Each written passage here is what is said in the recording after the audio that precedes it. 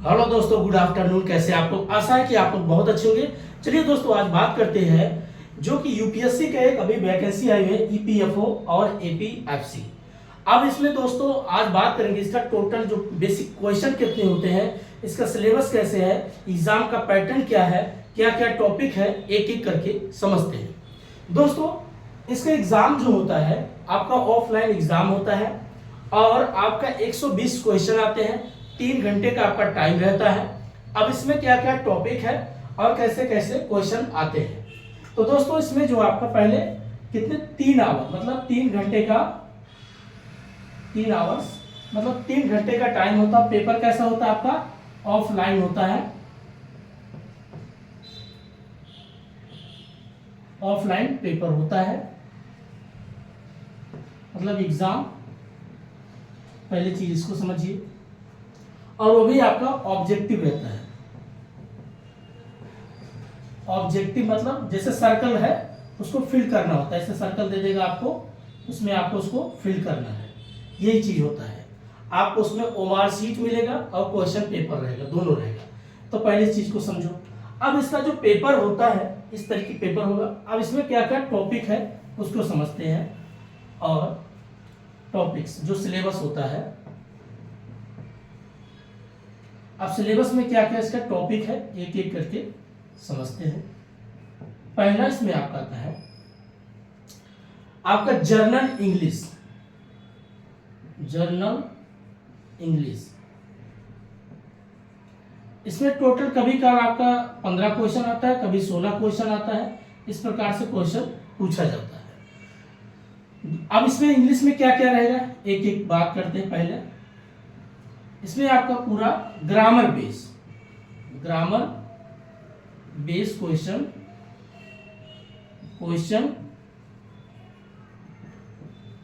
होते हैं। जैसे आप पढ़ेंगे पार्ट ऑफ स्पीच। दूसरा आपका होता है नारेशन।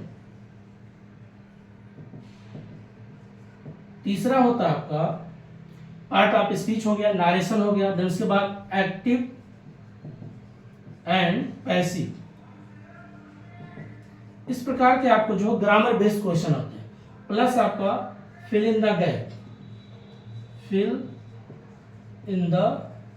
गैप। नेक्स्ट उसके बाद आपका रहता है एंटोनॉमीज, सिनोनिम्स।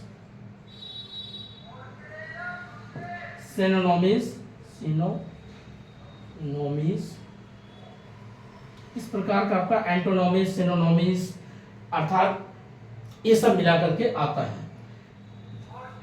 ठीक है। प्लस आपका कुछ ग्रामर मिस्टेक करके आता है। ग्रामर मिस्टेक मतलब गलतियों को ढूंढना है, पता करना है कौन कौन सी इसमें गलती हुई है। ये सब पूरा बेस होता है आपका चेक करने का। कौन सा? जनरल इंग्लिश में। अब इसमें पार्ट ऑफ स्पीच में क्या क्या आपको पढ़ना होगा, जैसे noun, pronoun, adjective, verb, adverb, preposition,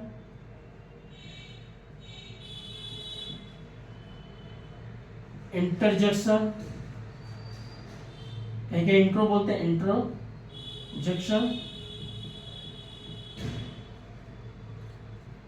noun, pronoun, adjective, verb, adverb, preposition, conjunction, interjection. इस प्रकार के आपके होते हैं पार्ट ऑफ स्पीच की बेसिक चीजें पूछा जाता है। अब नाउन में पूछेगा कितने प्रकार हैं, इसके बारे में आपको याद रखना है। जैसे प्रॉपर नाउन,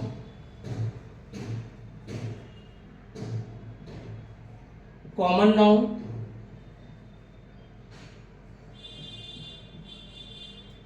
मटेरियल नाउन,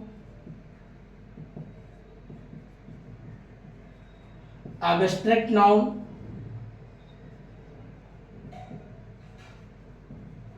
ये जो है आपका हर एक पॉइंट याद रखना पड़ेगा दोस्तों। तो आपका इसमें पार्ट ऑफ स्पीच में noun, pronoun, adjective, verb, adverb, preposition, conjunction, introjection, एक हाँ दोस्तों एक रहेगा कंजक्शन। ये जितने टॉपिक है ये सब आपके आता है जनरल ग्रामर। अगला है नारेशन में क्या क्या पढ़ना है। इसमें नारेशन में आपको पढ़ना होगा डायरेक्ट से कैसे इनडायरेक्ट बनाएंगे। अब इसमें आपको मॉडल याद होना चाहिए, जैसे कैन है, कुड है, सेल का शुड है, विल का वुड है, ये बेसिक चीज, मे का माइट है। प्लस इसमें कैसे इसको आप सब्जेक्टिव और ऑब्जेक्टिव में वर्ब में कैसे चेंज करेंगे, अफर्मेटिव, इंट्रोगेटिव, निगेटिव, उसके बाद एक्सक्लेमेटरी, इस प्रकार की चीजों में इसको, और इम्परेटिव, 5 भागों में इसको बांटा गया है नारेशन। पहला अफर्मेटिव, देन उसके बाद इंट्रोगेटिव, उसके बाद एक्सक्लेमेटरी, इम्परेटिव और ऑप्टेटिव, इस प्रकार को उसको नारेशन बांटा गया है। उसमें आपको बेसिक ग्रामर भी देखना पड़ेगा। ग्रामर के आधार पर इसमें कब से को सेस हो जाएगा, सेस को कब सेड हो जाएगा, टेल को कब टेल्स हो जाएगा, कब सेड को टोल्ड हो जाएगा, और कब इन्वर्टेड काउंट दैट लगेगा, फिर उसके बाद कौन से वर्ब में चेंज होगा। ये बेसिक चीज आपको नारेशन पढ़ना है। एक्टिव पैसिव में भी वही चीज आपको देखना है, एक्टिव से चीज पैसिव में कैसे बनाना है, और पैसिव से कब एक्टिव बनाना है। इसमें टेंस को याद रखना है कि प्रेजेंट इंडेफिनिट को किसमें चेंज करेंगे, पास्ट इंडेफिनिट में, या प्रेजेंट इंडेफिनिट को कैसे आप प्रेजेंट कंटीन्यूअस में चेंज करें। प्रेजेंट कंटीन्यूअस में उसके बाद कब बीइंग लगेगा, और प्रेजेंट कंटीन्यूअस को कैसे प्रेजेंट परफेक्ट कंटीन्यूअस में चेंज करेंगे। नेक्स्ट आता है आपका पास्ट, कैसे पास्ट इंडेफिनिट को पास्ट परफेक्ट में, सॉरी पास्ट कंटिन्यू में, पास्ट कंटीन्यूअस को पास्ट परफेक्ट कंटीन्यूअस में, इस प्रकार से चेंज करना पड़ता है। और इसमें आपका फ्यूचर में आता है, विल है तो वुड हो जाए, शैल है तो शुड हो जाए, कैन है तो कुड हो जाएगा। ये पूरा आपका मॉडल पेज पे देखना पड़ेगा नारेशन। नेक्स्ट उसके बाद एक्टिव, ये हो गया आपका active passive. Fill in the gap में जैसे यहाँ पर दे देगा आपको आर्टिकल पढ़ना है। एक होता आपका आर्टिकल, आर्टिकल्स बोलते हैं। इसमें आपका 2 पॉइंट देखना, डेफिनिट और इनडेफिनिट। अब इसमें क्या है, डेफिनिट और इनडेफिनिट में क्या होता है दोस्तों। डेफिनिट जिसमें दी का प्रयोग किया जाए या दा बोलते हैं कहीं कहीं, 2 तरीके से इसको प्रोनाउंसिएशन किया जाता है। इनडेफिनिट में आता है आपका ए और एन, इनको याद रखना है। अब ए और एन में क्या देखना है, किसमें कॉन्सोनेंट लगेगा और किसमें वॉवेल होता है, वॉवेल, वॉवेल और कॉन्सोनेंट, इस प्रकार की चीजों को, अर्थात स्वर एवं व्यंजन। अब जैसे स्वर और व्यंजन, अब हिंदी के वर्ड देखिए, जैसे आ, ई, उ, ए, ऐ, ओ, ये किसका पार्ट है, आपका वॉवेल का। कॉन्सोनेंट में जैसे का, ख, च, छ, ज्ञा, इस प्रकार के आपका कॉन्सोनेंट। तो अगर आपका स्वर होगा तो क्या लगेगा, एन, और कॉन्सोनेंट होगा तो क्या लगेगा, ए। तो जैसे किसी भी चीज का जब आप लिखोगे तो उसमें चेक करना आपको पड़ेगा, फिल इन द गैप, इसमें क्या भरा जाए। अब उसमें आपको मतलब गलतियां देंगे, आपको चेक करना बस कौन सा इसमें वर्ड फिल होगा। इसको आप बार बार प्रैक्टिस करके सीख सकते हैं। ठीक है दोस्तों, ये आपका फिल इन द गैप होगा। एंटोनॉमीज और सिनोनॉमीज में क्या, विलोम शब्द जिसको बोलते हो पर्यायवाची। अब जैसे डे का नाइट है, ठीक है, आपका विलोम शब्द है। अगर गुड है तो उसका बेड होगा, इस वर्ड को आपको याद रखना है। दूसरा क्या होता है सिनोनिम्स, एक ही वर्ड में कई चीज, जैसे मान लीजिए गिव अप, तो गिव अप मतलब अबेंडोन, फॉरसेक। तो इस प्रकार से उसे कई वर्ड को याद रखना, मतलब छोड़ देना, त्याग देना, दे देना, इस प्रकार का आपका सिनोनिम्स याद रखना। ये बेसिक आपका ग्रामर बेस इतना रहता है दोस्तों, ठीक है। और एक और इसमें आता है आपका सिंथेसिस। सिंथेसिस में आपका जैसे कॉम्प्लेक्स है, कंपाउंड है, प्रिंसिपल है, 3 चीज याद रखना है। WHO का इसमें सबसे ज्यादा प्रयोग होता है। व्हाट कब लगेगा, वेयर कब लगेगा, व्हाई कब लगेगा, व्हेन कब लगेगा, इस प्रकार की चीज आपको लिखना। बस इतना अगर आपने तैयार कर लिया, part of speech, narration, narrations, active and passive, fill in the gap, और आपका एंटोनिम्स, सिनोनिम्स, ये आपका हो जाता है जनरल इंग्लिश से। यहाँ से कितना क्वेश्चन आता है, कभी 16 पूछता है, कभी 15, ठीक है। अब अगला टॉपिक हम बात करते हैं दोस्तों,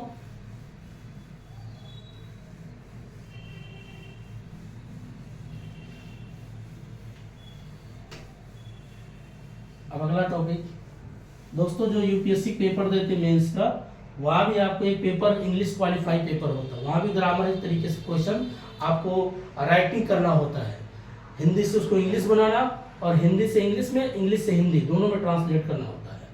अब बात करते हैं, अगला टॉपिक आपका आता है, फर्स्ट हमने बात किया किसमें, जनरल इंग्लिश। एक मिनट, जनरल इंग्लिश हो गया, इंग्लिश ये तो हो गया, जो कि आपका 16 या 15 क्वेश्चन पूछा जाता है, ठीक है।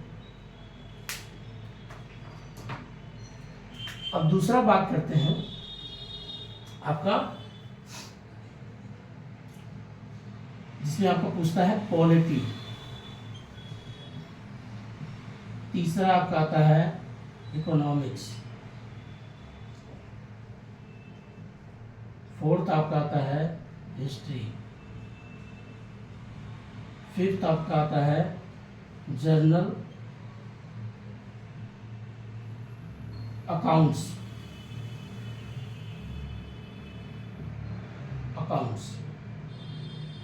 सिक्स्थ आपका आता है लेबर लॉ। सेवंथ आपका आता है करंट अफेयर्स मतलब आपका समसामयिक। और 8 आपका आता है mathematics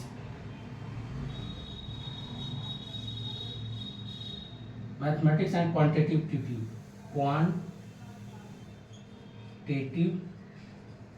aptitude.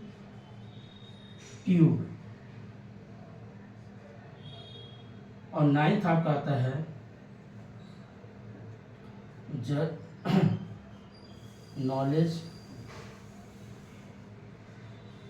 Knowledge of computer.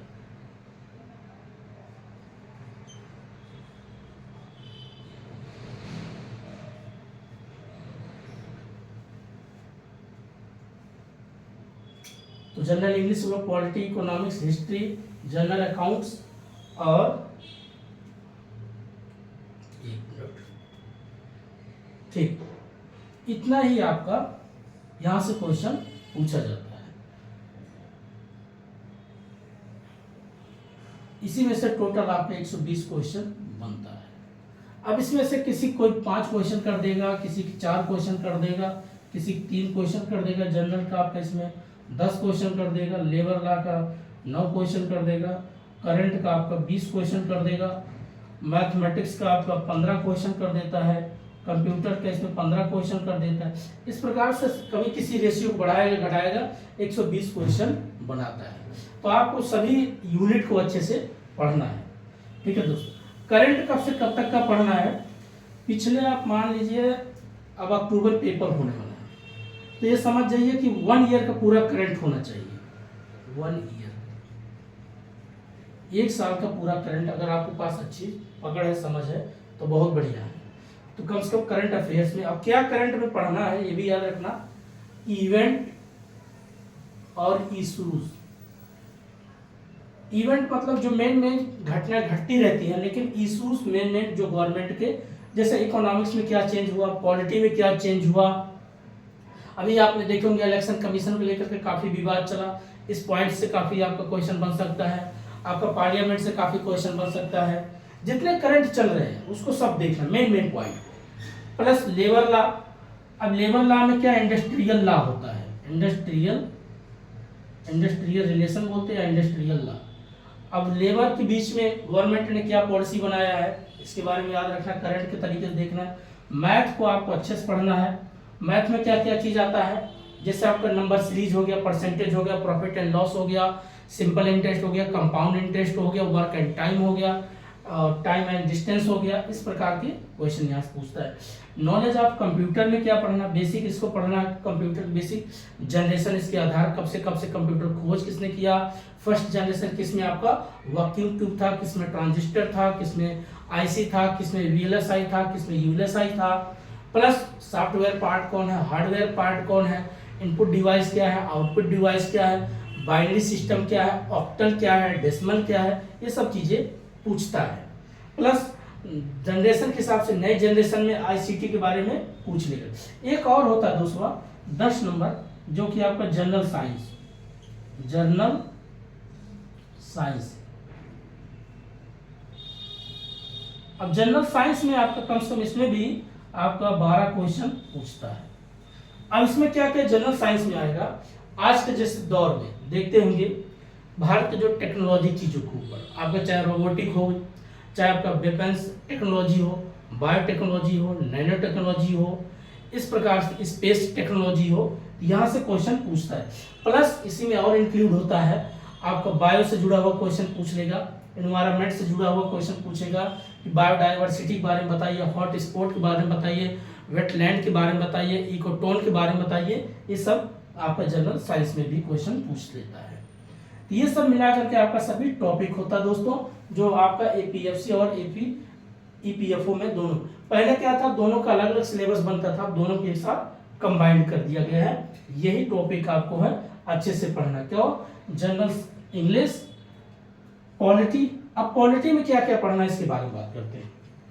Polity में बेसिक आपका हिस्ट्री बैकग्राउंड जो आपका पढ़ेंगे कि कैसे देश का संविधान बना, अर्थात how to making by the Indian constitutes, मतलब कैसे भारत का संविधान बना, जिसमें आप 77 से लेकर के 1773 से लेकर के 1858 और 1858 से 1935 यहाँ तक का ये बेसिक चीज देखना है। इसमें कब आपका ईस्ट इंडिया कंपनी का, जैसे आप पढ़ेंगे, रेगुलेटिंग एक्ट है, पिट्स एक्ट है, अमेंडमेंट एक्ट है, अधिनियम है, वैसे आपको माले मिंटो कब आया, 1935 में कब कौन सा अधिनियम आया, 1935, फिर उसके बाद आप पढ़ेंगे 1893 में कौन सा एक्ट था, 1773, 1774, 1786, 1793, उसके बाद आपका 1818, 1819, इस प्रकार के सारी चीजें आपको देखना पड़ेगा इसमें।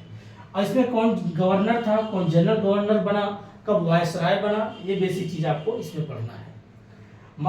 उसके बाद अगला इसी पॉलिटी में फंडामेंटल राइट्स देखना, फंडामेंटल ड्यूटीज देखना।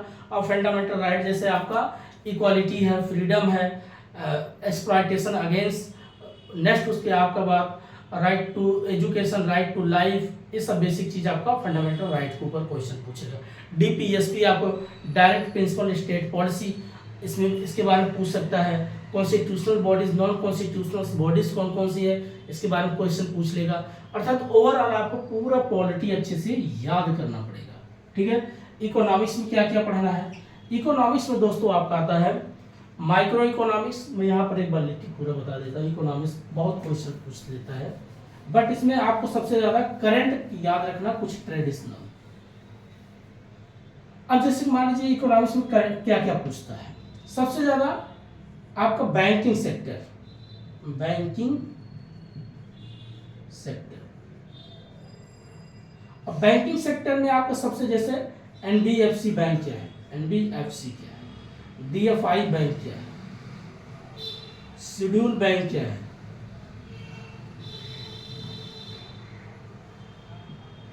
नॉन शेड्यूल बैंक क्या है, इसके बारे में क्वेश्चन पूछता है। Repo rate, reverse repo rate, bank rate, SLR, इसके बारे में पूछेगा। यहां से क्वेश्चन पूछ लेगा। शेयर मार्केट के बारे में पूछ लेगा। इन्फ्लेशन के बारे में पूछ लेगा। इन्फ्लेशन क्या है, डिफ्लेशन क्या है, ये सब पॉइंट इकोनॉमिक्स का बेसिक आधार होता है। और गवर्नमेंट के कुछ आपको पॉलिसी के बारे में पूछेगा। करंट में गवर्नमेंट ने क्या क्या पॉलिसी बनाया है इकोनॉमिक्स को लेकर के। अब आता है आपका हिस्ट्री। हिस्ट्री में देखिए सबसे ज्यादा आपका इसमें आपका post independence of India, post independence of India या moment of freedom, moment of freedom,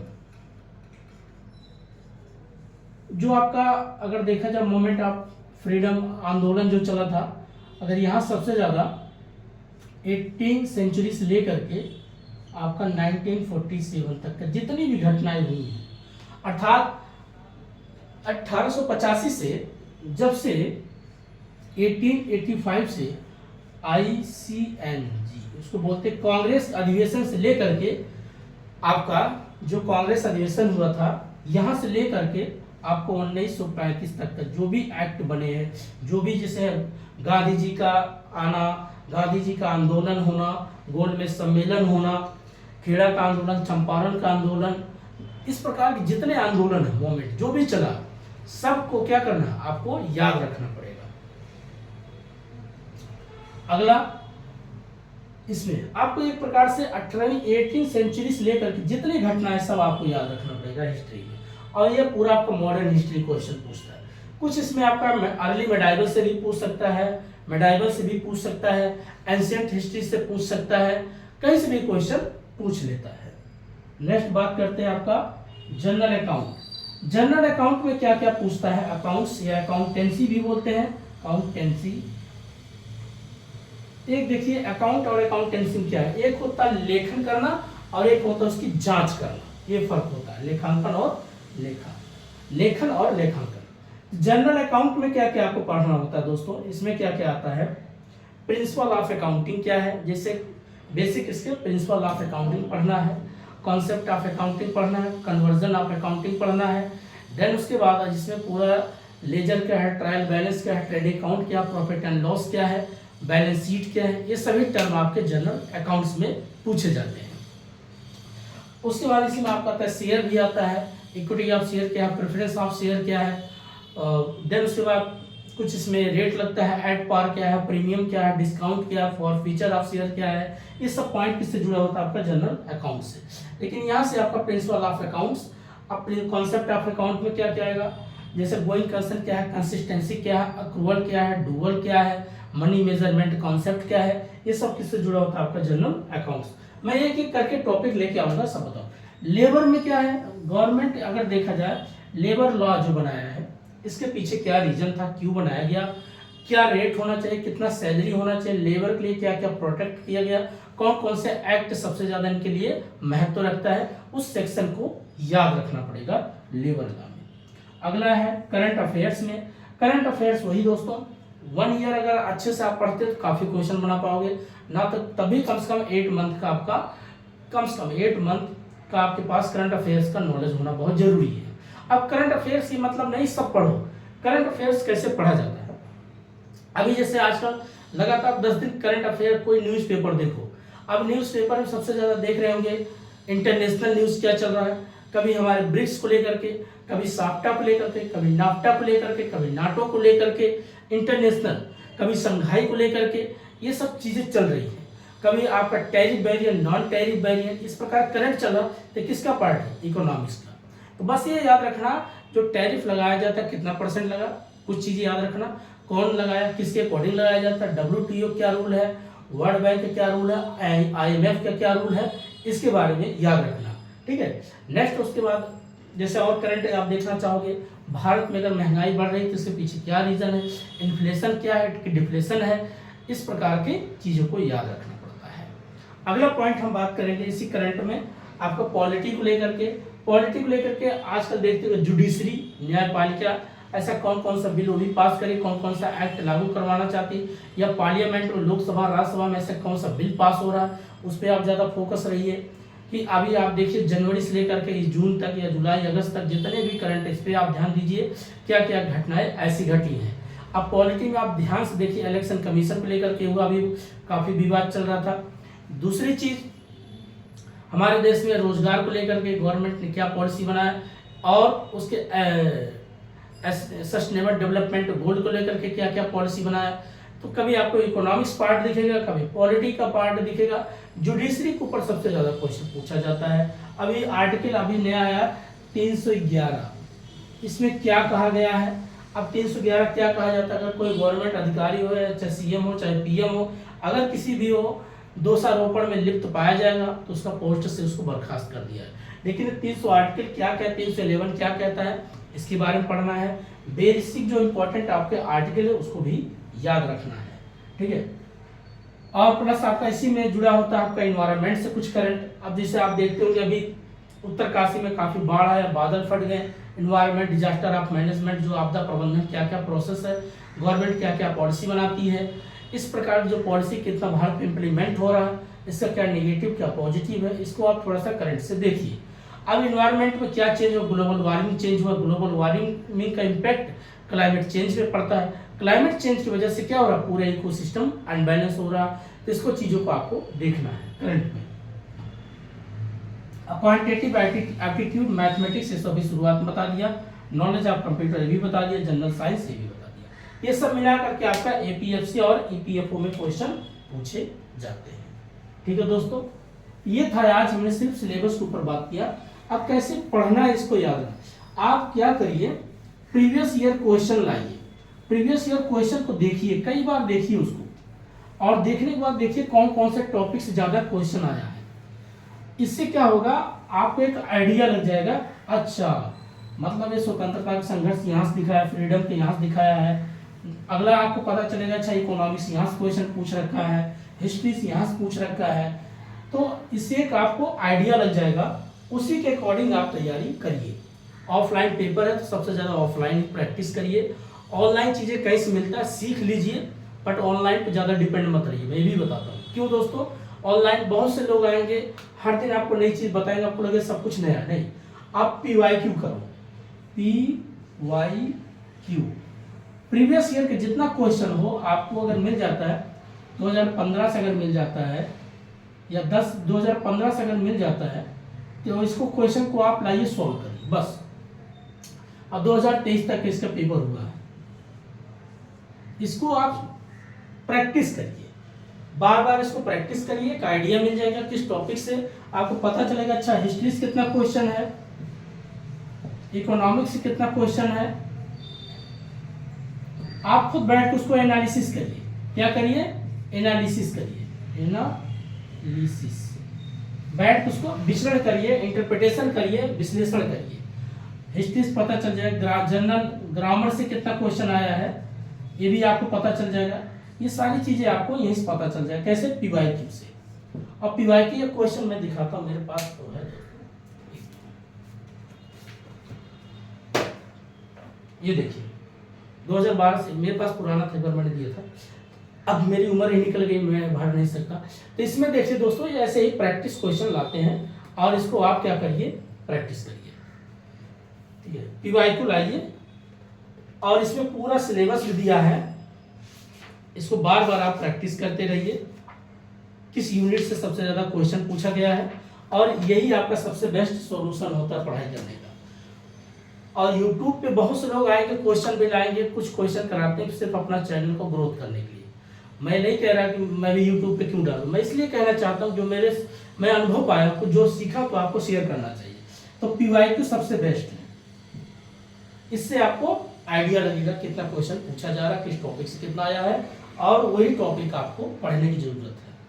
अब ये नहीं कोई बोल देगा हिस्ट्री, तो आप हिस्ट्री पढ़े जा रहे हो, पढ़े, अब हिस्ट्री में क्या पढ़ो, एंशिएंट पढ़ो, मिडाइवल पढ़ो, या अर्ली मिडाइवल, या वर्ल्ड हिस्ट्री, या पोस्ट इंडिपेंडेंस ऑफ इंडिया, आपको पता ही नहीं चलेगा हमें क्या पढ़ना क्या नहीं पढ़ना है। लेकिन PYQ आपको बता देगा, उसमें दिया, सिलेबस में लिखा है और क्वेश्चन भी दिया है, तो उससे आपको एक आइडिया मिल जाएगा। तो दोस्तों आज इतना ही है, तो तब तक के लिए नमस्कार, जय हिंद। और देखते हैं अगर UPSC का जो पेपर हो रखे हैं अभी, एसए, मेंस, इनका मैं प्रैक्टिस करूंगा। ठीक है, तो आज इतना, तब तक के लिए नमस्कार, थैंक यू वेरी मच।